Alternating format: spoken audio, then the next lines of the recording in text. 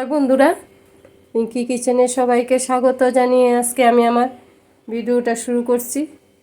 সেই ভিডিওর মধ্যে রেসিপিটা দেখাচ্ছি হলো কচুরলতি। এই যে সবাই তো চিনি আমরা কচুরলতি। এই যে কচুরলতিগুলি এনে বাকলটা ছাড়িয়ে ভালো করে ধুয়ে নিলাম। এখন একটু গরম জল বসিয়ে গরম জলের মধ্যে একটু নুন দিয়ে লতিটাকে ভাপ দিয়ে নেব। আর লতিটা রান্না করার জন্য আমার চিনেবাদাম লাগবে। এই যে চিনেবাদামগুলি শুকনো খোলায় ভেজে তুলে নিচ্ছি, তারপর বাকলটা ছাড়িয়ে দেখাচ্ছি কিভাবে রান্নাটা করি। বন্ধুরা, পুরো ভিডিওটা স্কিপ না করে দেখবেন কিভাবে রান্নাটা করি। লতি তো আমরা বিভিন্নভাবে খেয়ে থাকি। কেউ শুটকি দিয়ে খায়, কেউ সর্ষে বাটা দিয়ে খায়, পোস্ত বাটা দিয়ে খায়। আজকে আমি চিনেবাদামের সাথে এই লতিটা কিভাবে রান্না করি সেটা দেখাচ্ছি। আর এখানে কড়াই গরম বসিয়ে দিয়েছি চিনেবাদামটা ভাজার জন্য। দিয়ে দিচ্ছি বাদামটা, হিটটা একদম কমিয়ে শুকনো খোলায় বাদামটা ভেজে তুলে নিচ্ছি।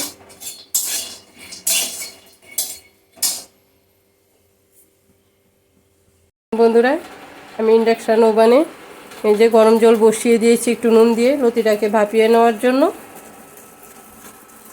জলটা ফুটে আসো। জলটা ফুটে না আসলে কি হবে, লতিটা দিলে গলে যাবে। জলটা ফুটতে ফুটতে ততক্ষণে লতিটা গলে যাবে। লতি গলে গেলে একদম স্বাদ থাকে না, লতিটা পুরো আস্তে আস্তে থাকবে, তাহলে খেতেও মজা লাগবে, দেখতেও সুন্দর লাগবে। দেখুন বন্ধুরা, জল কিন্তু ফুটে গেছে। এখন লতিগুলি দিয়ে দিচ্ছি। আমি আগেই নুন দিয়ে দিয়েছিলাম।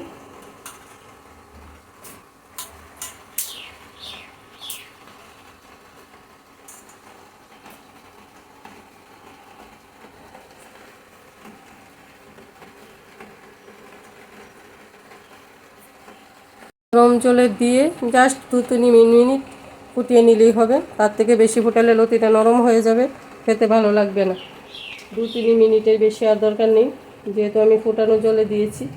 অনেক সময় কি হয়, লতি গলার মধ্যে চুলকানি ভাব আসে, সেই জন্য আমরা একটু গরম জলে ফুটিয়ে নিই। সব লতি সমান থাকে না। এখন অফ করে দিচ্ছি, জলটা গেলে নিয়ে ভাজা হয়ে গেছে। এখন একটা থালার মধ্যে নিয়ে ঢেলে নিচ্ছি, নিয়ে বাকলটা ছাড়িয়ে নিয়ে আসছি।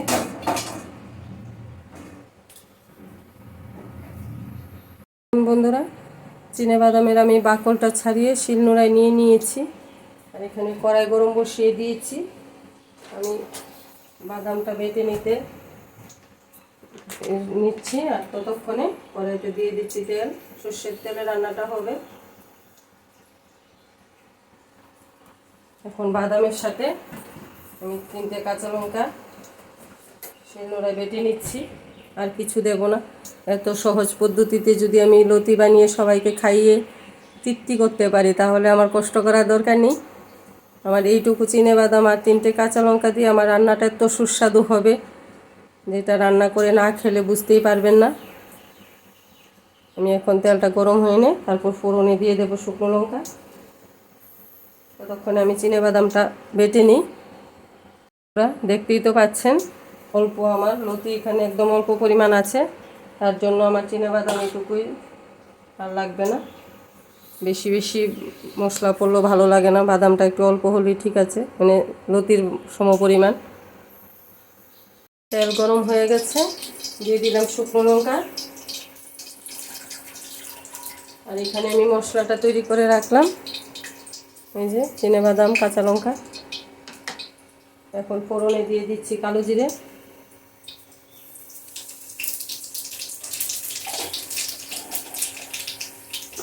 তারপর লতিটা দিয়ে লতিটা একটু ভাজতে সময় দেব, হিটটা বাড়ানো থাকবে।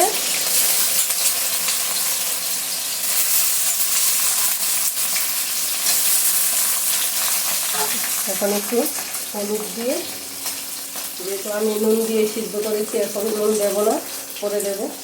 এখন সামান্য হলুদ দিয়ে লতিটাকে একটু ভেজে তুলে নেব।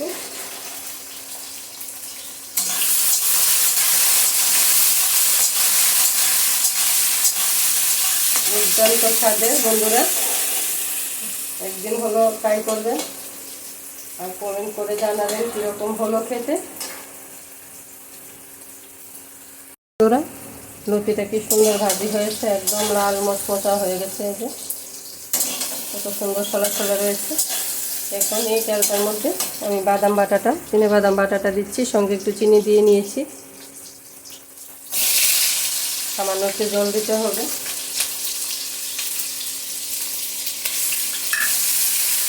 যেহেতু বাদাম বাটাটা একটু শুকনো হয়েছে, তার জন্য একটু জল দিয়ে দেবো।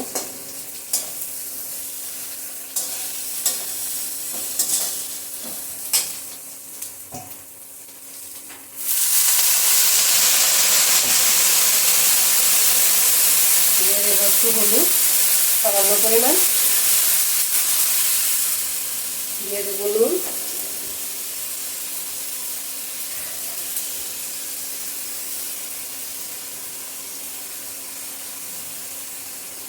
এখন আঁচটা একটু কমিয়ে দেব। মশলাটার সাথে ভালো করে কষে নেবে।